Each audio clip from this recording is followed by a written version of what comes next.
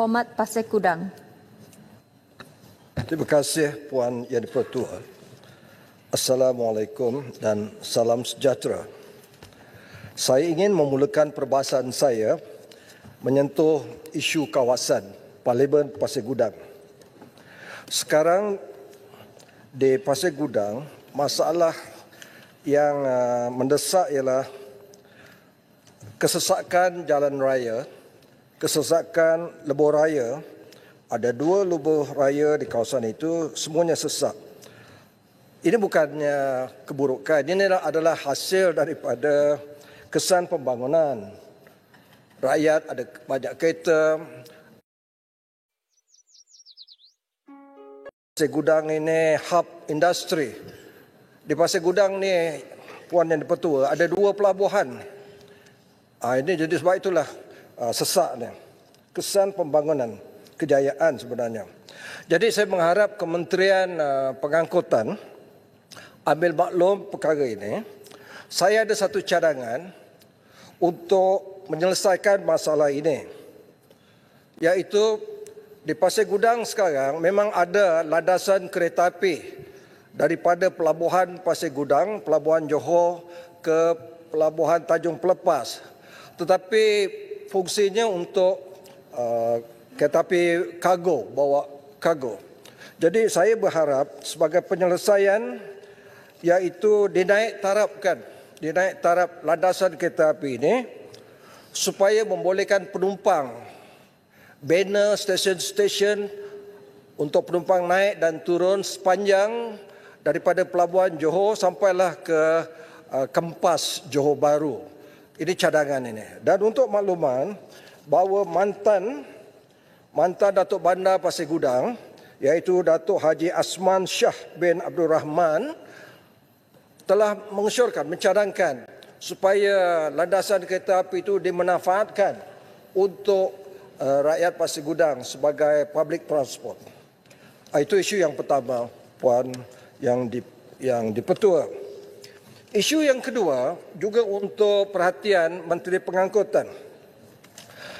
Sekarang ini sedang berlangsung iaitu bidaan nombor pendaftaran kereta kenderaan siri Madani dari nombor 1 sampai nombor 9999 dibuka pada 19 Oktober yang lalu, dilancarkan dengan kehadiran Perdana Menteri sendiri, tutup semalam 23 dan keputusan hari ini.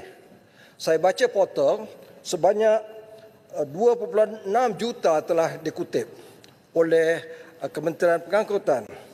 Isunya dari segitu baguslah. Isunya begini, iaitu hak cipta terpelihara, iaitu intellectual property.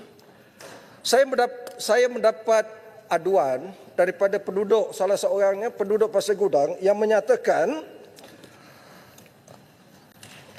hak cipta pendaftaran kenderaan Madani ini dari nombor 1 sampai Madani 999 telah didaftarkan di bawah Seksyen 26B Akta Cipta 1987. Didaftarkan pada 26 Februari 2023. Adakah Kementerian Pengangkutan tak sadar perkara ini, iaitu ini hak cipta ini telah dipatenkan. Mereka yang terlibat ini telah ada sijil daripada jabatan kerajaan yang berkenaan. Jadi di situ saya nak maklum, saya tidak membuat apa sebarang sangkaan buruk ke apa. Saya minta Menteri siasat perkara ini. Kalau tersilap tidak menghormati patent hak cipta intellectual property ini serius. Sebab kita sebuah negara yang ada hukum. Jadi kalau tersilap minta maaf. Buatlah bayar pampasan ke ex gratia apa yang patutlah. Saya nak jelaskan, saya disclose Puan Yang di-Pertua. Saya isytiharkan, saya tidak ada apa-apa kepentingan dalam soal ini. Hanya menyuarakan aduan rakyat daripada Pasir Gudang. Terima kasih. Yang ketiga, Tuan Yang Pertua, belanjawan madani ni yang dibentangkan oleh Perdana Menteri dan Menteri Kewangan ni bagus. Semua jabatan dibagi peruntukan yang cukup, malah ada yang ditambah. Misalnya, perbelanjaan mengurus bahagian hal ehwal undang-undang disediakan 190 juta. Perbelanjaan mengurus jabatan peguam negara sebanyak 267 juta lebih. Jadi, apa tujuannya itu yang kerajaan buat itu, yang kita akan luluskan? Supaya Jabatan Peguam Negara, Bahagian Hal Ehwal Undang-Undang, Kementerian Dalam Negeri, Mahkamah melaksanakan keadilan untuk rakyat. Jadi dalam semangat kita membahaskan perkara dasar pada hari ini, saya nak membawa kepada isu seorang rakyat kita, pemandu Grab driver, pemandu Grab yang peka, OKU, telah diserang oleh seorang guard yang escort BBIV, very important person. Saya tak nak sebut lebih daripada itu. Di Kuala Lumpur, dah berbulan Puan Yang Di-Pertua, yang menyerang ni sampai sekarang tidak dibawa ke mahkamah. Jadi saya sebagai ahli parlimen dan sebagai seorang peguam, ini satu pelanggaran prinsip keadilan. Driver itu rakyat kita, Ong Eng Kiong. Kalau kita di parlimen ini yang angkat sumpah di depan dulu untuk memelihara perlembagaan, menjamin keadilan untuk semua rakyat, rakyat OKU peka, kita tidak dapat bela. Saya minta Menteri yang jaga undang-undang, seorang lawyer, Timbalan Menteri yang jaga undang-undang, seorang lawyer, jawab di parlimen ini, bila Peguam Negara, pendakwa raya nak bawa kes ini ke mahkamah. Kita tidak akan benarkan perkara ini berlaku begitu saja. Di dalam tinjauan ekonomi dan juga ucapan Perdana Menteri dalam pembentangan menunjukkan jurang kaya miskin yang semakin meluas di negara kita. Dalam belanjawan itu disebut 85% rakyat akan berpendapatan rendah akan menerima subsidi. 15% T15 tak dapat subsidi. Dia anggap golongan yang berpendapatan tinggi. Saya bersangka baik. Sebenarnya mungkin kita boleh perhalusi. Menteri Keuangan lihat, kalau T01 yang atas sekali itu, T02 tertinggi 03, itu super kaya. Saya tak nak sebut maha kaya. Kita ni makhluk, kan tak boleh sebut maha kaya. Tapi super kaya lah yang T1, T2, T3. Kalau turun ke bawah, T14, T15, dia tak kaya lah. Suami dia 6,000 gaji, isteri dia 5,000, anak yang bujang belum kahwin 4,000, campur-campur, lebih dah 15,000. Dah jadi T15. Dia dinafikan. Saya setuju dengan YB Muar tu.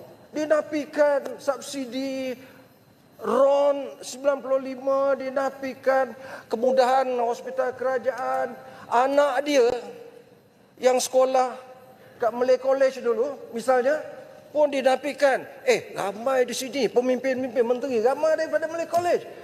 Ada juga dulu anak ahli parlimen, anak sekretari parlimen pun dapat subsidi itu. Jadi kena cermat sikit. Jadi yang T1, T2, T3 itu super kaya, super rich, ultra rich.